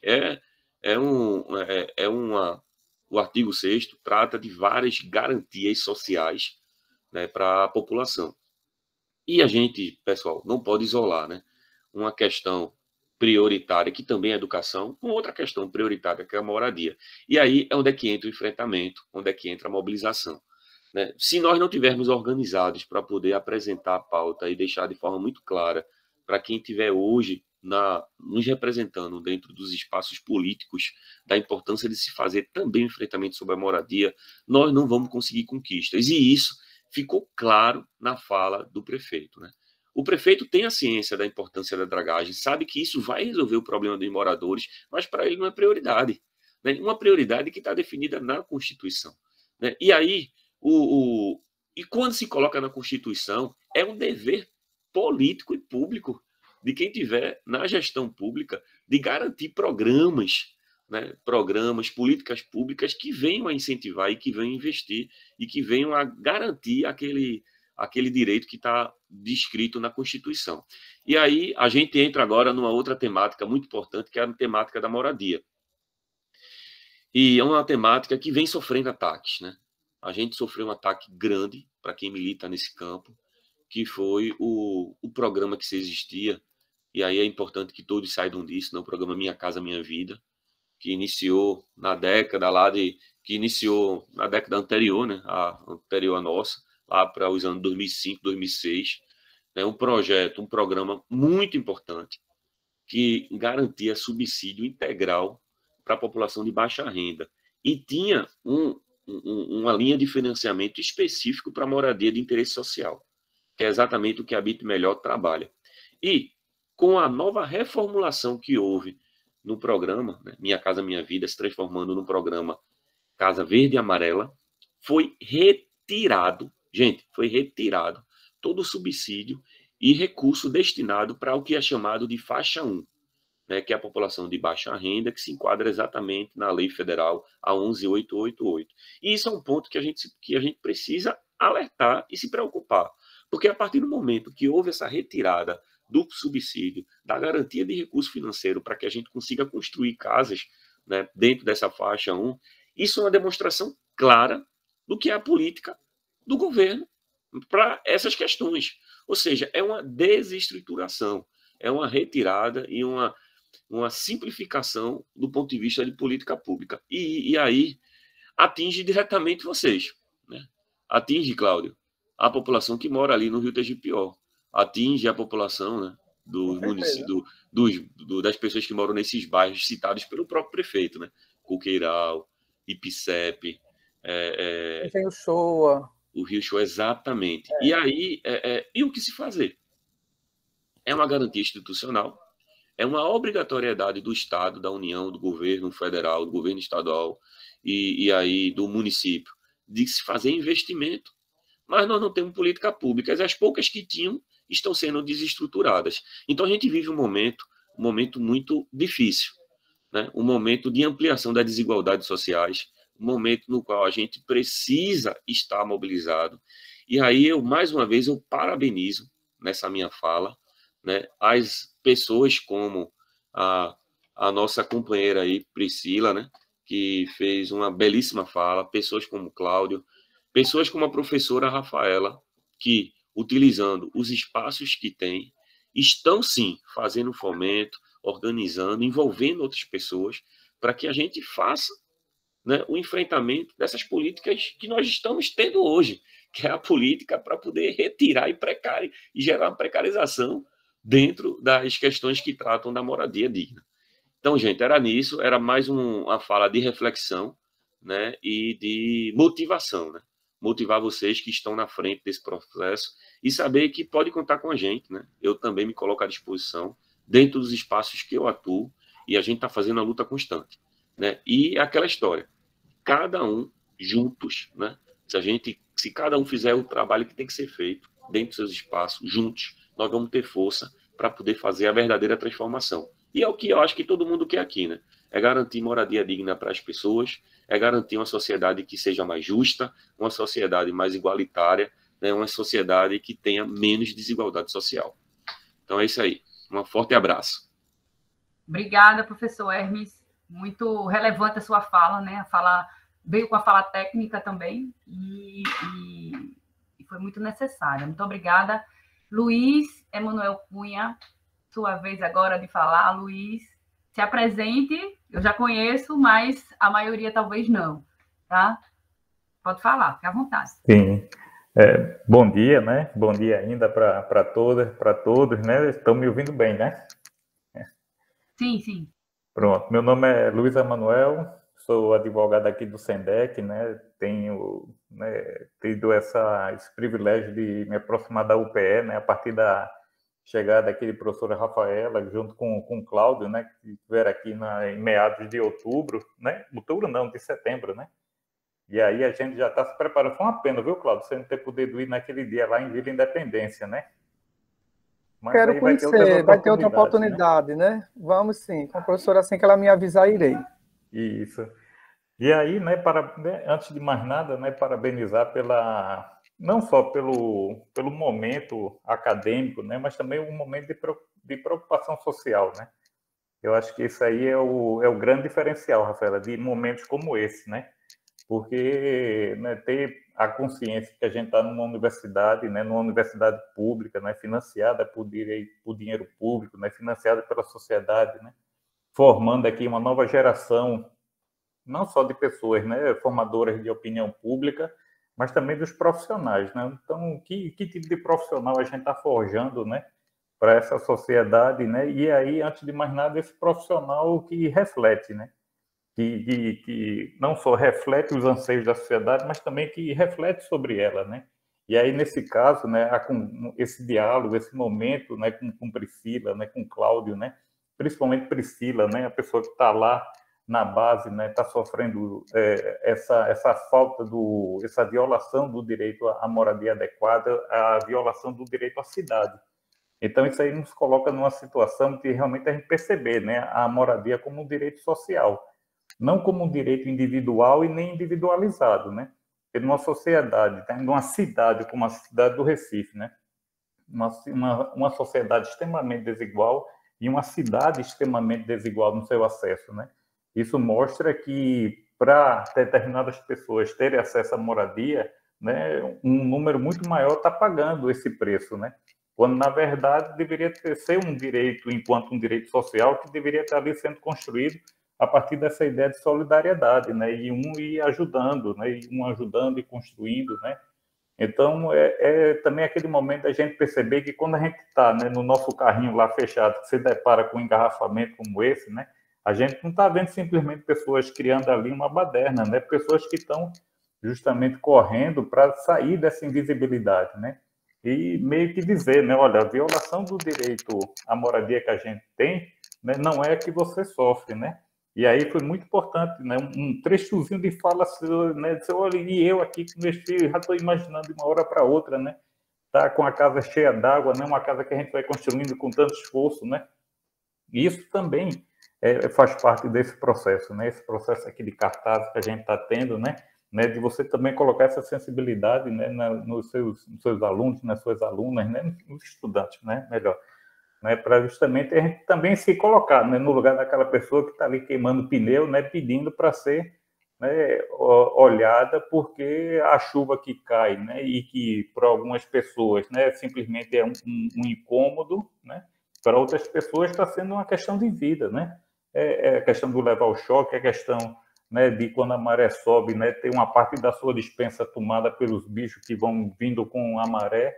Então, são coisas que a gente, né, fecha os olhos, né, faz de conta que não é com a gente, quando, na verdade, né, o nosso lado cômodo, né, mostra, né, que o outro está tendo essa violação, né, que é um direito fundamental, né, como o professor Ivan, professor Hermes, né, professor Rosali, todos chamaram a atenção, né? E aí, né, eu achei até curioso, na partezinha da fala do professor Ivan, né, que realmente a gente olha para os rios, né, vê tudo com tanta poesia, né, com tanto romantismo, né? Só que é uma poesia e um romantismo que vale a pena quando é bom para todo mundo, né? Quando isso aí é bom só para uma parte da cidade, né? Esse romantismo vira aí e essa poesia vira meio que um processo de enganação, né? Então, a gente se agarra a isso, né? A gente se agarra àquela ideia que se não fosse o Rio Capibaribe, de Rio Beberibe, né, o Oceano Atlântico não existiria, né? A gente vive né, dentro dessa conversa fiada, a gente vai esquecendo, né? A periferia, vai esquecendo, né, essas pessoas que são tocadas anualmente, né? Que não é um problema só da natureza, como a Priscila colocou, né? A chuva, ela vem, né? O problema é que a nossa cidade desorganizada, essa cidade que não é acessível a todas e todos, aí sim, né, é um problema que é nosso, é um problema cultural, um problema humano, né, não é só um problema da natureza, né? Quer dizer, a natureza não tem problema, né? A gente que cria quando a gente entra nessa cidade dessa forma destrambelhada, né? Completamente desorganizada, né? Né, desafiando, né, as próprias teorias de urbanização, né? Mas, enfim, acho que é aquele momento, né, de vida independência, né, da gente também, né, chegar um pouco mais próximo dessas comunidades, né, não só, né, do Rio Tegipe, acho que é muito importante, né, você está vendo lá o problema na Zona Sul, né, Vila Independência, a gente está vendo os problemas da Zona Norte, né, essa semana a gente estava lá em Vila Esperança, né, que é justamente uma vez que está sendo tocada pelo projeto da Ponte Jaime Guzmão, né, que aí entra de novo naquele debate, né, o desenvolvimento econômico, a circulação dos carros individuais estão se sobrepondo, né, os projetos de vida, né, o projeto de ocupação da cidade, né, os projetos de habitação, né? E aí, quem não vai para esse enfrentamento que Priscila faz, né, vai sendo tomado, né? Enquanto a dragagem do rio não vem, né, as pessoas invisibilizadas, elas são dragadas por toda essa crueldade da sociedade, né, que a gente esconde, né, de novo, né, em torno dos discursos românticos e poéticos, né? Mas, enfim, né, somente para fazer essa fala aqui, dizer que foi, né, é um momento super importante esse que está acontecendo, né, muito importante para a formação de todos esses profissionais, né, e parabenizar o PE, né, professora Rafaela, Priscila, Cláudio, né, toda a equipe do projeto, né, pelo jeito aí a gente vai conversar muito ainda, né, mais para frente. Muito obrigada, Luiz. Luiz é do SENDEC, né, o Centro Noel de Câmara, que está há anos, né, também nessa batalha, ajudando as pessoas a conquistarem o seu direito à cidade, direito à moradia, enfim, vários projetos, né, que o centro toca, e um deles é essa questão da moradia, que a gente está agora também entrando com eles para ajudar no que for preciso para garantir esses direitos a essas pessoas. A hora já está bem adiantada, né? Está bem mais tarde do que a gente previu, né? Passou um pouco do tempo, mas foi extremamente gratificante receber Cláudio, receber Priscila. Foram maravilhosas as falas de vocês. Tá? Obrigada pela oportunidade de ouvi-los, Cláudio, Priscila. Obrigada por ter se proposto a se expor, né? Contar um pouco da sua realidade. É extremamente importante, Priscila, que vocês se coloquem e falem e ocupem os espaços, né? Essa questão que o Luiz fala, né? É preciso, sim, a gente vive numa luta constante, infelizmente, mas saiba que vocês não estão sozinhos e cada vez menos sozinhos, tá? No que depender de nós, no que depender do projeto, nós estaremos juntos lutando também, tá? Não se esqueça de nós, quando precisar, é só me chamar, já tem o meu contato e nós estaremos junto comigo, né? Temos vários outros professores, outros técnicos externos ao PE e cerca de 20 alunos também ávidos a ajudar, tá? Então, essa coisa que o Luiz fala, que a nossa função realmente, como universidade pública, como professores, não só apenas de passar a informação, mas nós somos também educadores, cidadãos, que a gente precisa, sim, também formar uma nova geração de profissionais que pensem a cidade, que cumpram também o seu papel, né, profissional para a cidade, para a sociedade, né, e não apenas olhar para si, olhar para o bolso, olhar para a sua carreira profissional e esquecer que ao lado a gente tem uma série de pessoas que estão preocupadas com o dia de amanhã, né, com onde vai morar, o que vai comer. Então, a gente precisa, sim, enquanto sociedade, a gente precisa se organizar, tomar conhecimento, conscientizar aqueles que ainda não têm consciência daquilo que a gente tem e aos poucos, a gente conseguir vislumbrar uma sociedade melhor, como o professor Hermes falou, uma sociedade mais justa, que todos tenham direito, que é ao básico, né? Que é óbvio, com certeza todo mundo quer uma sociedade em que todos morem bem, que todos tenham acesso à educação de qualidade, à saúde, enfim. E quando todos estão felizes, toda a sociedade também cresce junto, né? Então, Cláudio, gostaria de fazer alguma colocação final? Priscila também. Só agradecer essa oportunidade, é como eu falei, é um espaço de visibilidade para nós, né, que moramos na região, vocês tomarem conhecimento da problemática e somar com a gente. Eu acho que o apelo é esse. É quem puder, por representação ou por espontaneidade mesmo, como cidadão, cidadã, somar com essa luta, que está sendo muito difícil, mas vamos chegar lá. Sim, sem dúvida. Priscila? Eu gostaria de agradecer também a oportunidade, eu gostaria de agradecer a cada fala de apoio, me fortaleceu muito estar com vocês nessa manhã. Contem comigo também, eu estou à disposição, a comunidade do IPCEP, a Associação dos Moradores, na qual eu faço parte, também podem contar conosco, a gente está nessa luta. Agora há pouco teve a eleição para a diretoria da associação, que foi quando eu entrei, para junto a gente buscar novos caminhos e o bem-estar de toda a comunidade. Então, a gente está aqui à disposição de vocês, e eu agradeço muito o carinho, cada palavra, cada solidariedade em relação à nossa causa. E é isso aí, obrigado. Obrigado, Claudinho, por ter lembrado de mim, por ter me acionado. Rafaela, um amor Você não de pessoa. sabe que mora no meu coração sem pagar aluguel? É verdade. Professor Hermes, Luiz, professor Ivan, muito obrigado, gente. Andréia, muito obrigado por todo o carinho de vocês. Ai, nós que agradecemos. Então, eu vou dar por encerrado, tá? A Andréia quer falar alguma coisa? A Andréia fez um comentário. A professora Andréia também está com a gente no projeto.